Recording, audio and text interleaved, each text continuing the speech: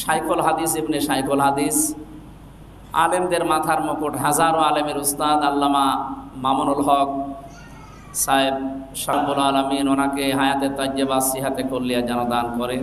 তার বাইরে আসা যেন আমাদের জন্য উপকার হয়, জাতির জন্য উপকার হয়। জ্ঞানী মানুষ লোকটা। আমি প্রায় 3 বছর ওনার সাথে ছিলাম, পাশাপাশি রুমে ছিলাম। জোহরের আর সকালের খাবার আমরা এক জায়গায় খেতাম, আমাদের দুইজনে এক জায়গায় ছিলাম।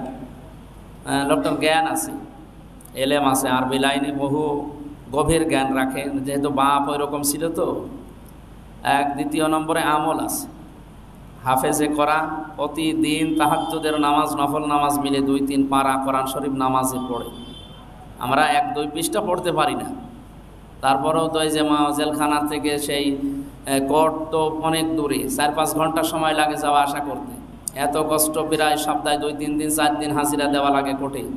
ওনার তো মামলা 42টার উপরে, আমরা মাত্র 2টা, এই 2টায় হাজিরা, তাই আমার ক্লান্ত লাগে। আর ওনার 42টা, তো মাসে যদি একটা করেও হয় তাহলে কয়দিন হয়? 42 দিন। তো সেই হিসাবে পুরা মাসই মনে করেন ওনার হাজিরায় কেটে যায়। তারপরেও লোকটা শক্ত আছে, 50-52 বছর বয়স প্রায় এখন।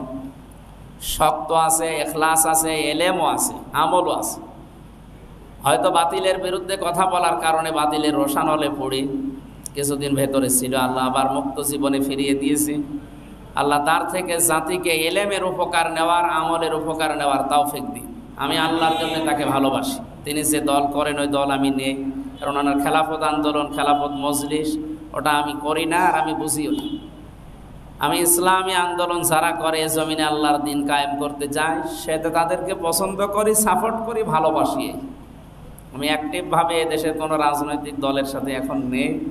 সামনে যদি ওর কিছু পাই দিন কায়েমের বিষয়ে, আমি অ্যাক্টিভভাবে করবো ইনশাআল্লাহ।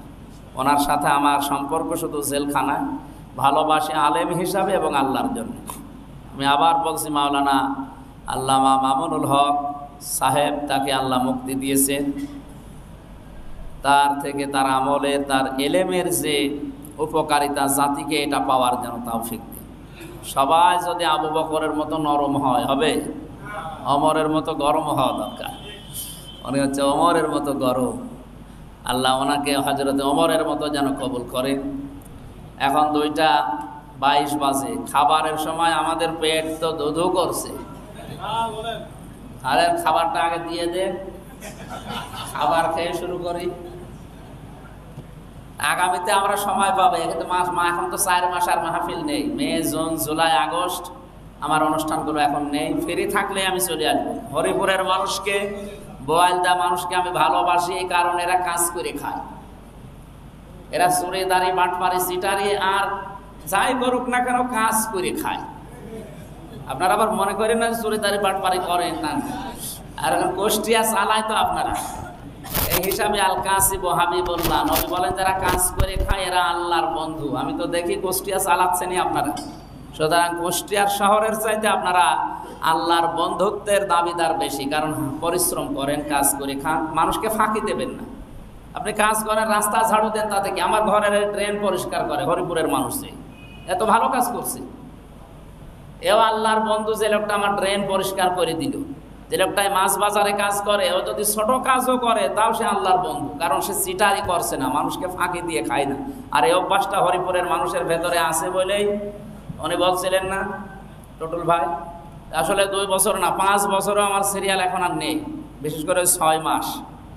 সারা বাংলাদেশ সহ ভারতের কয়েকটা রাজ্য মিলে তো এখন 1500 কাগজ আমার বাড়ি পড়ে আছে। যদি মাসে 30টা করে হয় তো 6 মাসে কয়টা? 1-150, 1500 কত হয় বলেন তো?